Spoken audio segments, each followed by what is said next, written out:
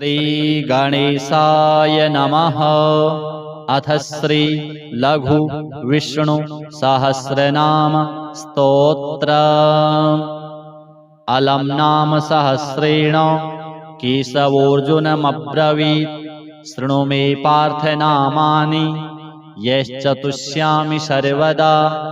केशवः पुण्डरीकाक्षः स्वयंभूर्मधुसूदनः, दामोदरो हृषीकेशः पद्मनाभो जनार्दनः। विश्वक्सेनो वासुदेवो हरिर्नारायणस्तथा, अनन्तश्च प्रबोधश्च सत्यः कृष्णः सुरोत्तमः। आदिकर्ता वराहश्च वैकुण्ठो विष्णुरच्युतः। श्रीधरः श्रीपतिः श्रीमान् पक्षिराजध्वजस्तथा। एतानि मम नामानि विद्यार्थी ब्राह्मणः पठेत्। क्षत्रियो विजयस्यार्थे वैश्यो धनसमृद्धये। नाग्निराजभयं तस्य न चोरात्पन्नगाद्भयम्। राक्षसेभ्यो भयं नास्ति व्याधिभिर्नैव पीड्यते। इदं नाम सहस्रं तु केशवेनोद्धृतं स्तवम्। उद्धृत्य चार्जुने दत्तं युद्धे शत्रुविनाशनम्। अथ श्री हरि अष्टकम्। हरिर्हरति पापानि दुष्टचित्तैरपि स्मृतः। अनिच्छयापि संस्पृष्टो दहत्येव हि पावकः। सौ गंगा सौ गया सेतुः सौ काशी सौ च पुष्करम्। जिह्वाग्रे वर्तते यस्य हरिरित्यक्षरद्वयम्। वाराणस्यां कुरुक्षेत्रे नैमिषारण्य एव च। यत्कृतं तेन येनोक्तं हरिरित्यक्षरद्वयम्। पृथिव्यां यानि तीर्थानि पुण्यान्यायतनानि च, तानि सर्वाण्यशेषाणि हरिरित्यक्षरद्वयम्। गवां कोटिसहस्राणि हेमकन्यासहस्रकम्। दत्तं स्यात्तेन येनोक्तं हरिरित्यक्षरद्वयम्। ऋग्वेदोऽथ यजुर्वेदः सामवेदोऽप्यथर्वणः। अधीतस्तेन येनोक्तं हरिरित्यक्षरद्वयम्। अश्वमेधैर्महायज्ञैर्नरमेधैस्तथैव च। इष्टं स्यात्तेन येनोक्तं हरिरित्यक्षरद्वयम्। प्राणः प्रयाणपाथेयं संसारव्याधिनाशनम्। दुःखात्यन्तपरित्राणं हरिरित्यक्षरद्वयम्। बद्धः परिकरस्तेन मोक्षाय गमनं प्रति। सकृदुच्चारितं येन हरिरित्यक्षरद्वयम्। हर्यष्टकमिदं पुण्यं प्रातरुत्थाय यः पठेत्।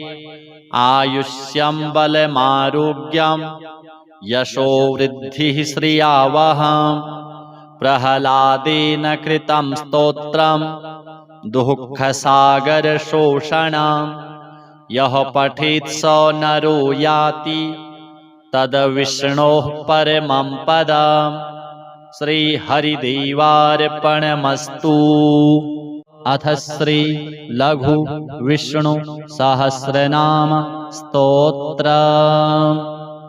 अलम नाम सहस्रेण केशवोऽर्जुनमब्रवीत्, शृणु मे पार्थ नामानि यश्चतुष्यामि सर्वदा।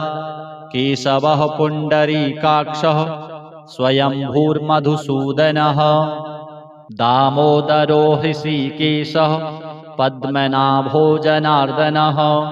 विश्वक्सेनो वासुदेवो हरिर्नारायणस्तथा, अनन्तश्च प्रबोधश्च सत्यः कृष्णः सुरोत्तमः आदिकर्ता वराहश्च वैकुण्ठो विष्णुरच्युतः श्रीधरः श्रीपतिः श्रीमान् पक्षिराजध्वजस्तथा एतानि मम नामानि विद्यार्थी ब्राह्मणः पठेत् क्षत्रियो विजयस्यार्थे वैश्यो धनसमृद्धये नाग्निराजभयं तस्य न चोरात्पन्नगाद्भयम् राक्षसेभ्यो भयं नास्ति व्याधिभिर्नैव पीड्यते इदं नाम सहस्रं तु केशवेनोद्धृतं स्तवम् उद्धृत्य चार्जुने दत्तं युद्धे शत्रुविनाशनम्। अथ श्री हरि अष्टकम्।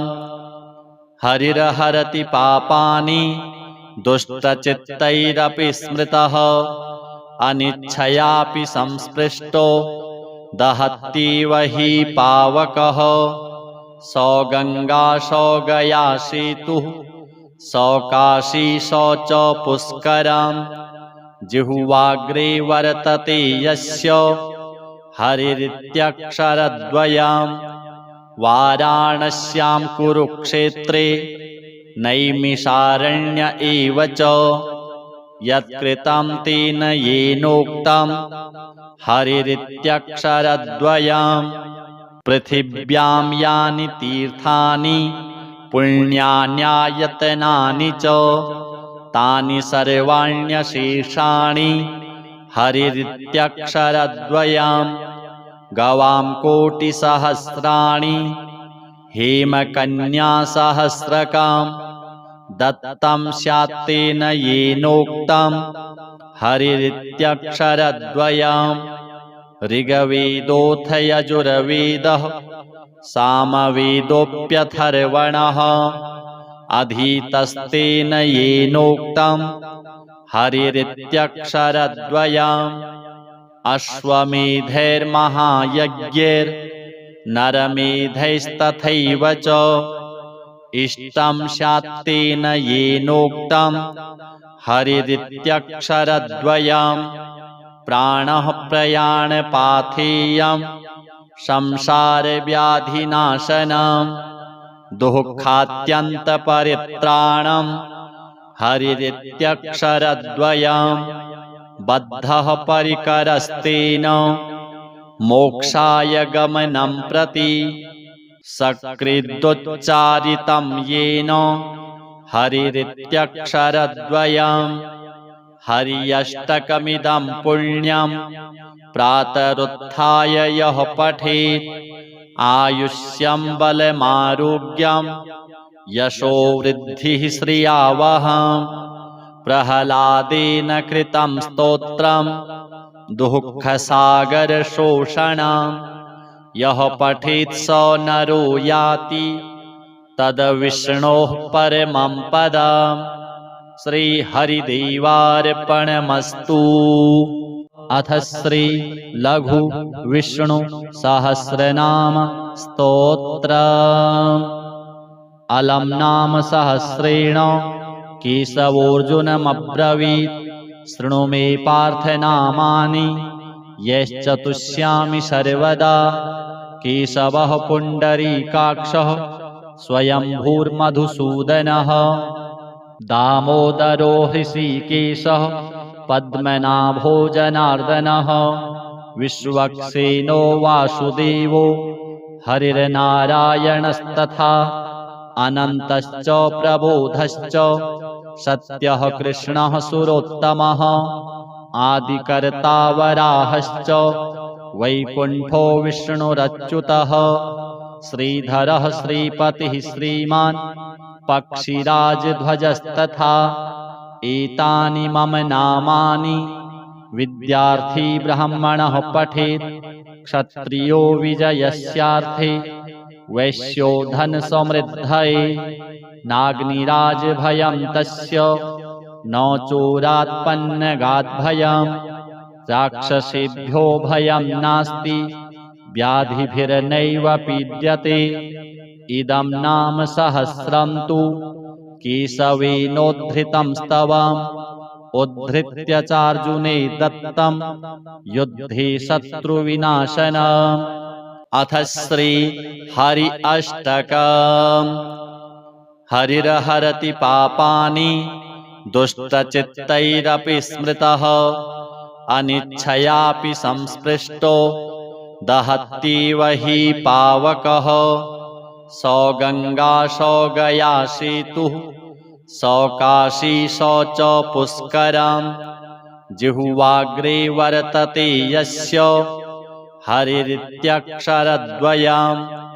वाराणस्यां कुरुक्षेत्रे नैमिषारण्य एव च यत्कृतं तेन येनोक्तं हरिरित्यक्षरद्वयम्। पृथिव्यां यानि तीर्थानि पुण्यान्यायतनानि च तानि सर्वाण्यशेषाणि हरिरित्यक्षरद्वयम्। गवां कोटिसहस्राणि हेमकन्यासहस्रकाम् दत्तं स्यात्तेन येनोक्तं हरिरित्यक्षरद्वयम्। ऋग्वेदोऽथ यजुर्वेदः सामवेदोऽप्यथर्वणः अधीतस्तेन येनोक्तं हरिरित्यक्षरद्वयम्। अश्वमेधैर्महायज्ञैर्नरमेधैस्तथैव च इष्टं स्यात्तेन येनोक्तं हरिरित्यक्षरद्वयम्। प्राणः प्रयाणपाथेयं संसारव्याधिनाशनम् दुःखात्यन्तपरित्राणं हरिरित्यक्षरद्वयम्। बद्धः परिकरस्तेन मोक्षाय गमनं प्रति सकृदुच्चारितं येन हरिरित्यक्षरद्वयम्। हर्यष्टकमिदं पुण्यं प्रातरुत्थाय यः पठेत् आयुष्यं बलमारोग्यं यशो वृद्धिः श्रियावहम्। प्रह्लादेन कृतं स्तोत्रं दुःखसागरशोषणं यः पठेत् स नरो याति तद्विष्णोः परमं पदम्। श्रीहरिदेवार्पणमस्तु। अथ श्री लघु विष्णु सहस्रनाम स्तोत्रम्। अलम नाम सहस्रेण केशवोऽर्जुनमब्रवीत् शृणु मे पार्थनामानि यश्चतुष्यामि सर्वदा। केशवः पुण्डरीकाक्षः स्वयंभूर्मधुसूदनः दामोदरो हृषीकेशः पद्मनाभो जनार्दनः विश्वक्सेनो वासुदेवो हरिर्नारायणस्तथा अनन्तश्च प्रबोधश्च सत्यः कृष्णः सुरोत्तमः आदिकर्ता वराहश्च वैकुण्ठो विष्णुरच्युतः श्रीधरः श्रीपतिः श्रीमान् पक्षिराजध्वजस्तथा एतानि मम नामानि विद्यार्थी ब्राह्मणः पठेत् क्षत्रियो विजयस्यार्थे वैश्यो धनसमृद्धये नाग्निराजभयं तस्य न चोरात्पन्नगाद्भयम् राक्षसेभ्यो भयं नास्ति व्याधिभिर्नैव पीड्यते। इदं नाम सहस्रं तु केशवेनोद्धृतं स्तवम् उद्धृत्य चार्जुने दत्तं युद्धे शत्रुविनाशनम्। अथ श्री हरि अष्टकम्। हरिर्हरति पापानि दुष्टचित्तैरपि स्मृतः अनिच्छयापि संस्पृष्टो दहत्येव हि पावकः। सौ गंगा सौ गया सेतुः सौ काशी सौ च पुष्करम् जिह्वाग्रे वर्तते यस्य हरिरित्यक्षरद्वयम्। वाराणस्यां कुरुक्षेत्रे नैमिषारण्य एव च यत्कृतं तेन येनोक्तं हरिरित्यक्षरद्वयम् पृथिव्यां यानि तीर्थानि पुण्यान्यायतनानि च तानि सर्वाण्यशेषाणि हरिरित्यक्षरद्वयम् गवां कोटिसहस्राणि हेमकन्यासहस्रकां दत्तं स्यात्तेन येनोक्तं हरिरित्यक्षरद्वयम् ऋग्वेदोऽथ यजुर्वेदः सामवेदोऽप्यथर्वणः अधीतस्तेन येनोक्तं हरिरित्यक्षरद्वयम् अश्वमेधैर्महायज्ञैर्नरमेधैस्तथैव च इष्टं स्यात्तेन येनोक्तं हरिरित्यक्षरद्वयम् प्राणः प्रयाणपाथेयं संसारव्याधिनाशनं दुःखात्यन्तपरित्राणं हरिरित्यक्षरद्वयम् बद्धः परिकरस्तेन मोक्षाय गमनं प्रति सकृदुच्चारितं येन हरिरित्यक्षरद्वयम् हर्यष्टकमिदं पुण्यं प्रातरुत्थाय यः पठेत् आयुष्यं बलमारोग्यं यशो वृद्धिः श्रियावहम् प्रह्लादेन कृतं स्तोत्रं दुःखसागरशोषणं यः पठेत् स नरो याति तद्विष्णोः परमं पदम् श्रीहरिदेवार्पणमस्तु। अथ श्री लघु विष्णु सहस्रनाम स्तोत्रम्। अलम नाम सहस्रेण केशवोऽर्जुनमब्रवीत् शृणु मे पार्थ नामानि यश्चतुष्यामि सर्वदा।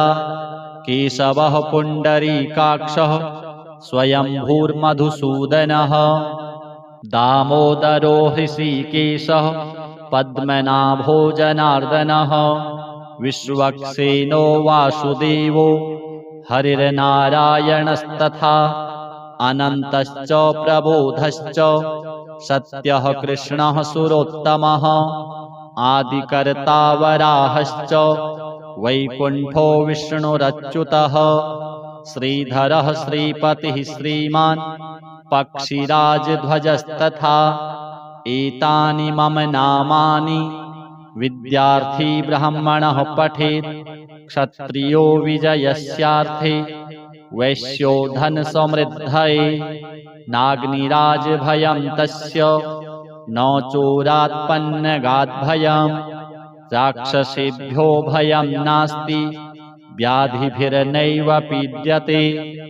इदं नाम सहस्रं तु केशवेनोद्धृतं स्तवम् उद्धृत्य चार्जुने दत्तं युद्धे शत्रुविनाशनम्।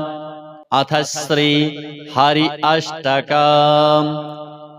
हरिर्हरति पापानि दुष्टचित्तैरपि स्मृतः अनिच्छयापि संस्पृष्टो दहत्येव हि पावकः।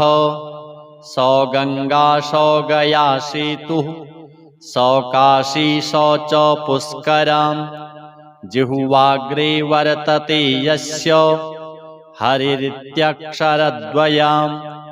वाराणस्यां कुरुक्षेत्रे नैमिषारण्य एव च यत्कृतं तेन येनोक्तं हरिरित्यक्षरद्वयम् पृथिव्यां यानि तीर्थानि पुण्यान्यायतनानि च तानि सर्वाण्यशेषाणि हरिरित्यक्षरद्वयम् गवां कोटिसहस्राणि हेमकन्यासहस्रकां दत्तं स्यात्तेन येनोक्तं हरिरित्यक्षरद्वयम् ऋग्वेदोऽथ यजुर्वेदः सामवेदोऽप्यथर्वणः अधीतस्तेन येनोक्तं हरिरित्यक्षरद्वयम्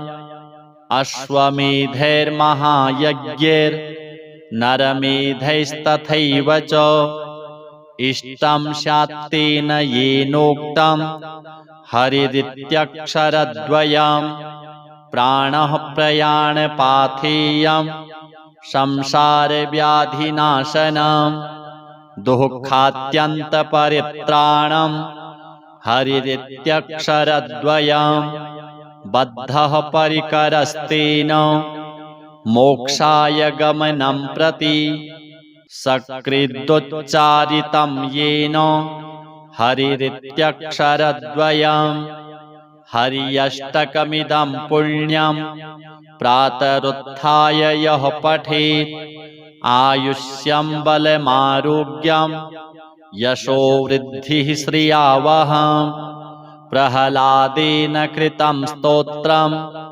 दुःखसागरशोषणं यः पठेत् स नरो याति तद्विष्णोः परमं पदम्। श्रीहरिदेवार्पणमस्तु। अथ श्री लघु विष्णु सहस्रनाम स्तोत्रम्। अलम नाम सहस्रेण केशवोऽर्जुनमब्रवीत् शृणु मे पार्थ नामानि यश्च तुष्यामि सर्वदा। केशवः पुण्डरीकाक्षः स्वयंभूर्मधुसूदनः दामोदरो हृषीकेशः पद्मनाभो जनार्दनः विश्वक्सेनो वासुदेवो हरिर्नारायणस्तथा अनन्तश्च प्रबोधश्च सत्यः कृष्णः सुरोत्तमः आदिकर्ता वराहश्च वैकुण्ठो विष्णुरच्युतः श्रीधरः श्रीपतिः श्रीमान् पक्षिराजध्वजस्तथा एतानि मम नामानि विद्यार्थी ब्राह्मणः पठेत् क्षत्रियो विजयस्यार्थे वैश्यो धनसमृद्धये नाग्निराजभयं तस्य न चोरात्पन्नगाद्भयं राक्षसेभ्यो भयं नास्ति व्याधिभिर्नैव पीड्यते। इदं नाम सहस्रं तु केशवेनोद्धृतं स्तवम् उद्धृत्य चार्जुने दत्तं युद्धे शत्रुविनाशनम्। अथ श्री हरि अष्टकम्। हरिर्हरति पापानि दुष्टचित्तैरपि स्मृतः अनिच्छयापि संस्पृष्टो दहत्येव हि पावकः। सौ गंगा सौ गया सेतुः सौ काशी सौ च पुष्करम् जिह्वाग्रे वर्तते यस्य हरिरित्यक्षरद्वयम्। वाराणस्यां कुरुक्षेत्रे नैमिषारण्य एव च यत्कृतं तेन येनोक्तं हरिरित्यक्षरद्वयम्। पृथिव्यां यानि तीर्थानि पुण्यान्यायतनानि च तानि सर्वाण्यशेषाणि हरिरित्यक्षरद्वयम्। गवां कोटिसहस्राणि हेमकन्यासहस्रकं दत्तं स्यात्तेन येनोक्तं हरिरित्यक्षरद्वयम्। ऋग्वेदोऽथ यजुर्वेदः सामवेदोऽप्यथर्वणः अधीतस्तेन येनोक्तं हरिरित्यक्षरद्वयम्। अश्वमेधैर्महायज्ञैर्नरमेधैस्तथैव च इष्टं स्यात्तेन येनोक्तं हरिरित्यक्षरद्वयम्। प्राणः प्रयाणपाथेयं संसारव्याधिनाशनम् दुःखात्यन्तपरित्राणम् हरिरित्यक्षरद्वयम्।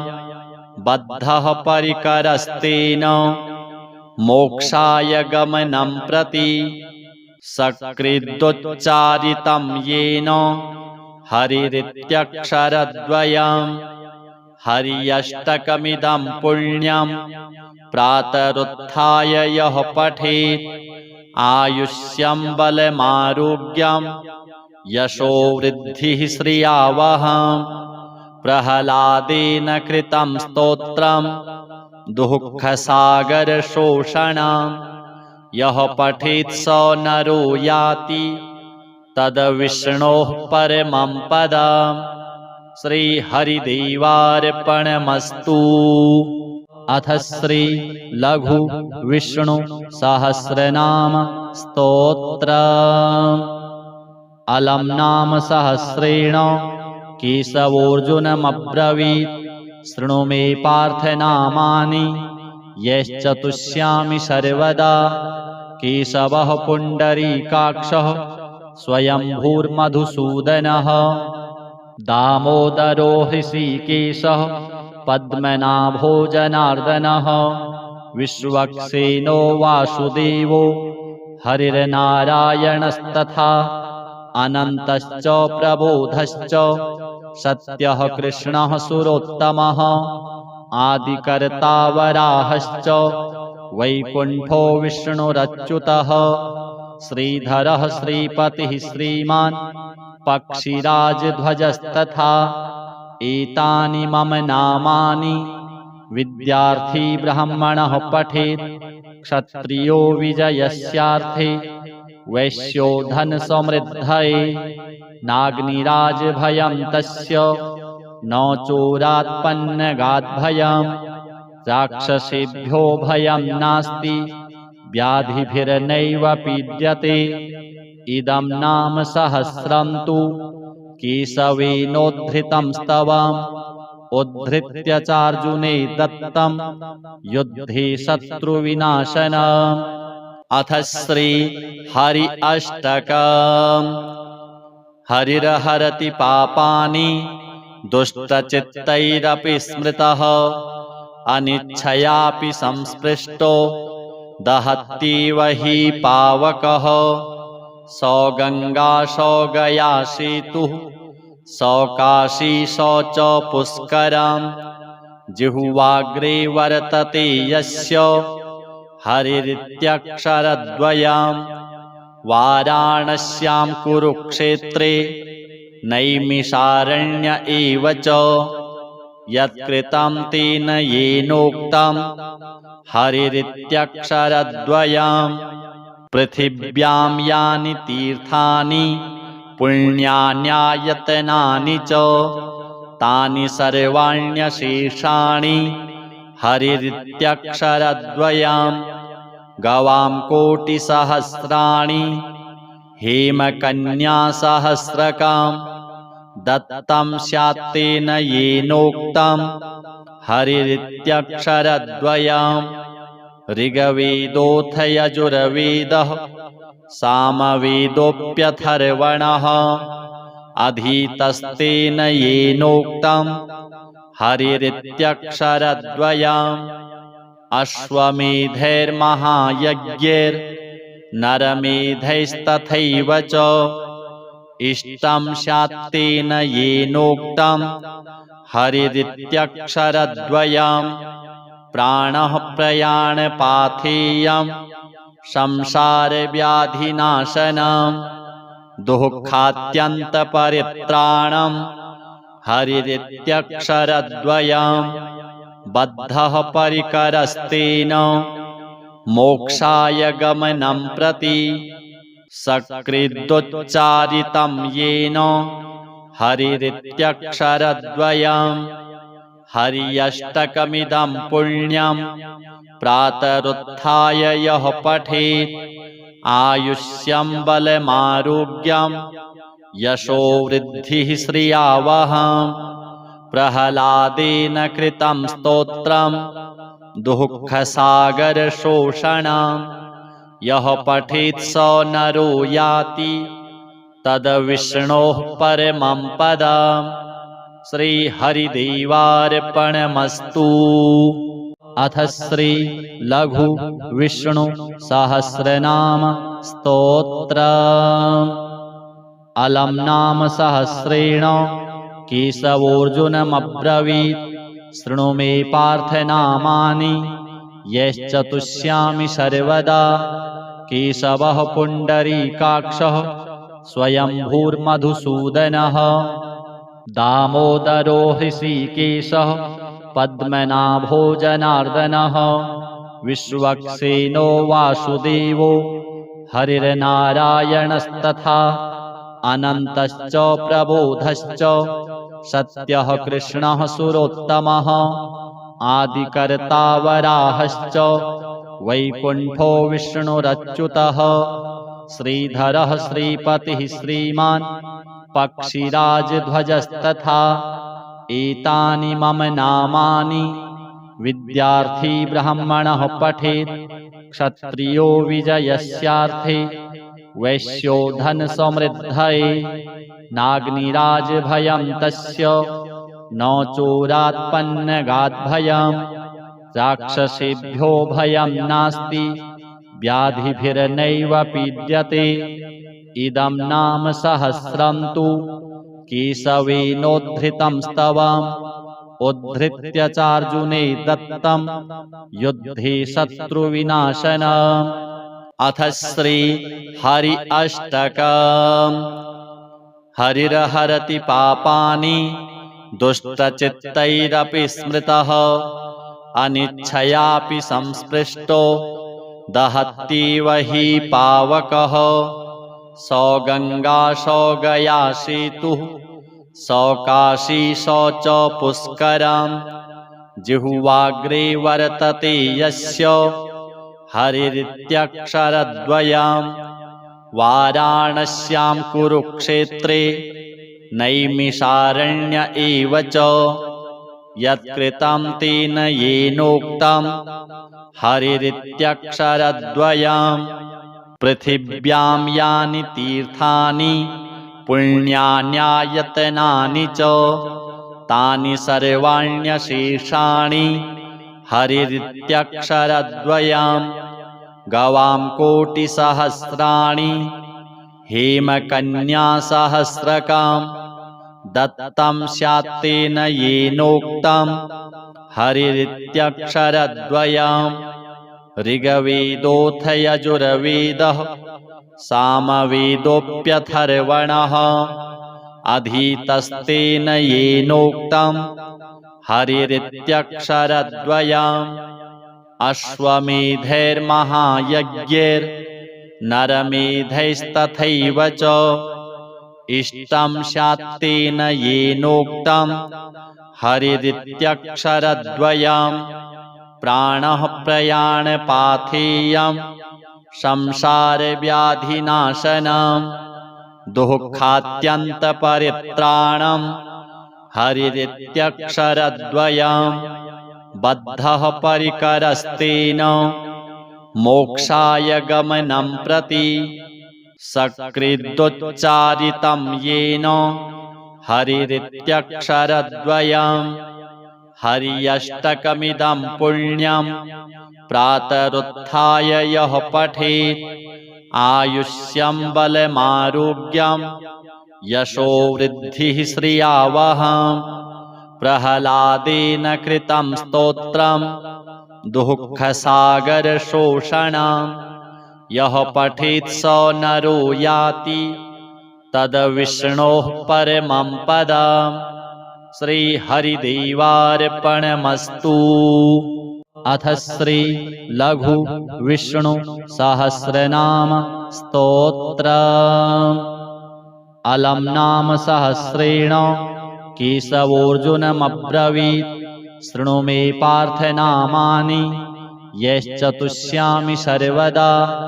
केशवः पुण्डरीकाक्षः स्वयंभूर्मधुसूदनः। दामोदरो हृषीकेशः पद्मनाभो जनार्दनः। विश्वक्सेनो वासुदेवो हरिर्नारायणस्तथा।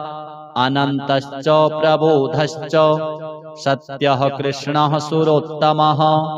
आदिकर्ता वराहश्च वैकुण्ठो विष्णुरच्युतः श्रीधरः श्रीपतिः श्रीमान् पक्षिराजध्वजस्तथा एतानि मम नामानि विद्यार्थी ब्राह्मणः पठेत् क्षत्रियो विजयस्यार्थे वैश्यो धनसमृद्धये नाग्निराजभयं तस्य न चोरात्पन्नगाद्भयम् राक्षसेभ्यो भयं नास्ति व्याधिभिर्नैव पीड्यते। इदं नाम सहस्रं तु केशवेनोद्धृतं स्तवम् उद्धृत्य चार्जुने दत्तं युद्धे शत्रुविनाशनम्। अथ श्री हरि अष्टकम्। हरिर्हरति पापानि दुष्टचित्तैरपि स्मृतः अनिच्छयापि संस्पृष्टो दहत्येव हि पावकः। सौ गंगा सौ गया सेतुः सौ काशी सौ च पुष्करम् जिह्वाग्रे वर्तते यस्य हरिरित्यक्षरद्वयम्। वाराणस्यां कुरुक्षेत्रे नैमिषारण्य एव च यत्कृतं तेन येनोक्तं हरिरित्यक्षरद्वयम्। पृथिव्यां यानि तीर्थानि पुण्यान्यायतनानि च तानि सर्वाण्यशेषाणि हरिरित्यक्षरद्वयम्। गवां कोटिसहस्राणि हेमकन्यासहस्रकं दत्तं स्यात्तेन येनोक्तं हरिरित्यक्षरद्वयम्। ऋग्वेदोऽथ यजुर्वेदः सामवेदोऽप्यथर्वणः अधीतस्तेन येनोक्तं हरिरित्यक्षरद्वयम्। अश्वमेधैर्महायज्ञैर्नरमेधैस्तथैव च इष्टं स्यात्तेन येनोक्तं हरिरित्यक्षरद्वयम्। प्राणः प्रयाणपाथेयं संसारव्याधिनाशनं दुःखात्यन्तपरित्राणं हरिरित्यक्षरद्वयम्। बद्धः परिकरस्तेन मोक्षाय गमनं प्रति सकृदुच्चारितं येन हरिरित्यक्षरद्वयम्। हर्यष्टकमिदं पुण्यं प्रातरुत्थाय यः पठेत् आयुष्यं बलमारोग्यं यशो वृद्धिः श्रियावहम्। प्रह्लादेन कृतं स्तोत्रं दुःखसागरशोषणं यः पठेत् स नरो याति तद्विष्णोः परमं पदम्। श्रीहरिदेवार्पणमस्तु।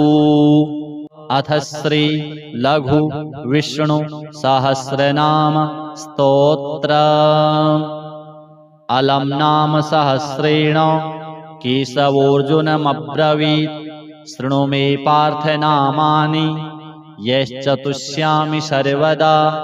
केशवः पुण्डरीकाक्षः स्वयंभूर्मधुसूदनः दामोदरो हृषीकेशः पद्मनाभो जनार्दनः विश्वक्सेनो वासुदेवो हरिर्नारायणस्तथा अनन्तश्च प्रबोधश्च सत्यः कृष्णः सुरोत्तमः आदिकर्ता वराहश्च वैकुण्ठो विष्णुरच्युतः श्रीधरः श्रीपतिः श्रीमान् पक्षिराजध्वजस्तथा एतानि मम नामानि विद्यार्थी ब्राह्मणः पठेत् क्षत्रियो विजयस्यार्थे वैश्यो धनसमृद्धये नाग्निराजभयं तस्य न चोरात्पन्नगाद्भयम् राक्षसेभ्यो भयं नास्ति व्याधिभिर्नैव पीड्यते। इदं नाम सहस्रं तु केशवेनोद्धृतं स्तवम् उद्धृत्य चार्जुने दत्तं युद्धे शत्रुविनाशनम्। अथ श्री हरि अष्टकम्। हरिर्हरति पापानि दुष्टचित्तैरपि स्मृतः अनिच्छयापि संस्पृष्टो दहत्येव हि पावकः। सौ गंगा सौ गया सेतुः सौ काशी सौ च पुष्करम्। जिह्वाग्रे वर्तते यस्य हरिरित्यक्षरद्वयम्। वाराणस्यां कुरुक्षेत्रे नैमिषारण्य एव च यत्कृतं तेन येनोक्तं हरिरित्यक्षरद्वयम्। पृथिव्यां यानि तीर्थानि पुण्यान्यायतनानि च तानि सर्वाण्यशेषाणि हरिरित्यक्षरद्वयम्। गवां कोटिसहस्राणि हेमकन्यासहस्रकाम् दत्तं स्यात्तेन येनोक्तं हरिरित्यक्षरद्वयम्। ऋग्वेदोऽथ यजुर्वेदः सामवेदोऽप्यथर्वणः अधीतस्तेन येनोक्तं हरिरित्यक्षरद्वयम्।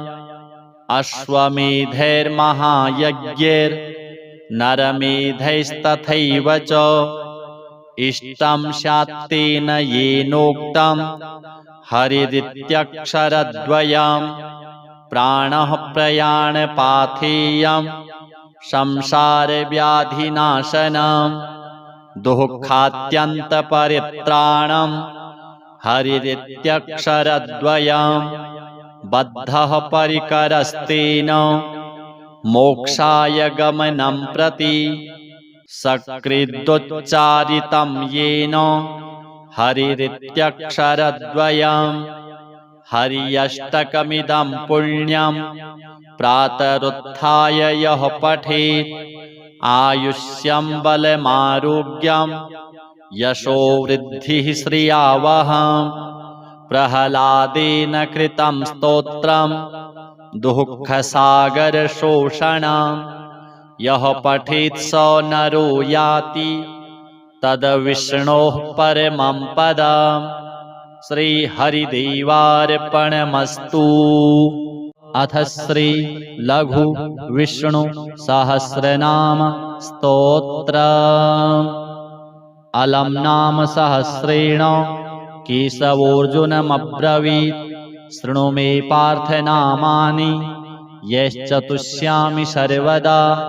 केशवः पुण्डरीकाक्षः स्वयंभूर्मधुसूदनः दामोदरो हृषीकेशः पद्मनाभो जनार्दनः विश्वक्सेनो वासुदेवो हरिर्नारायणस्तथा अनन्तश्च प्रबोधश्च सत्यः कृष्णः सुरोत्तमः आदिकर्ता वराहश्च वैकुण्ठो विष्णुरच्युतः श्रीधरः श्रीपतिः श्रीमान् पक्षिराजध्वजस्तथा एतानि मम नामानि विद्यार्थी ब्राह्मणः पठेत् क्षत्रियो विजयस्यार्थे वैश्यो धनसमृद्धये नाग्निराजभयं तस्य न चोरात्पन्नगाद्भयम् राक्षसेभ्यो भयं नास्ति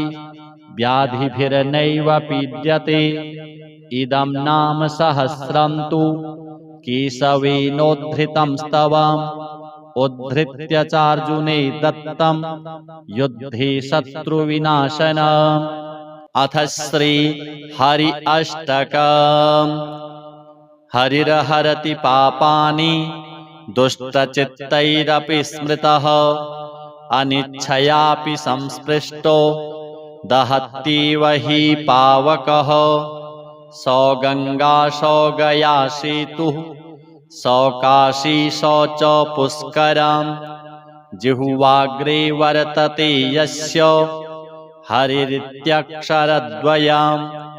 वाराणस्यां कुरुक्षेत्रे नैमिषारण्य एव च यत्कृतं तेन येनोक्तं हरिरित्यक्षरद्वयम् पृथिव्यां यानि तीर्थानि पुण्यान्यायतनानि च तानि सर्वाण्यशेषाणि हरिरित्यक्षरद्वयम् गवां कोटिसहस्राणि हेमकन्यासहस्रकाम् दत्तं स्यात्तेन येनोक्तं हरिरित्यक्षरद्वयम् ऋग्वेदोऽथ यजुर्वेदः सामवेदोऽप्यथर्वणः अधीतस्तेन येनोक्तं हरिरित्यक्षरद्वयम्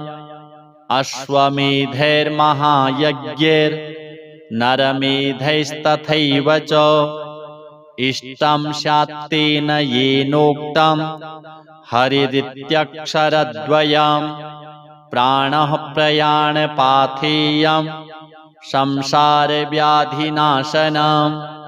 दुःखात्यन्तपरित्राणं हरिरित्यक्षरद्वयम् बद्धः परिकरस्तेन मोक्षाय गमनं प्रति सकृदुच्चारितं येन हरिरित्यक्षरद्वयम् हर्यष्टकमिदं पुण्यं प्रातरुत्थाय यः पठेत् आयुष्यं बलमारोग्यं यशो वृद्धिः श्रियावहम् प्रह्लादेन कृतं स्तोत्रं दुःखसागरशोषणं यः पठेत् स नरो याति तद्विष्णोः परमं पदम्। श्रीहरिदेवार्पणमस्तु।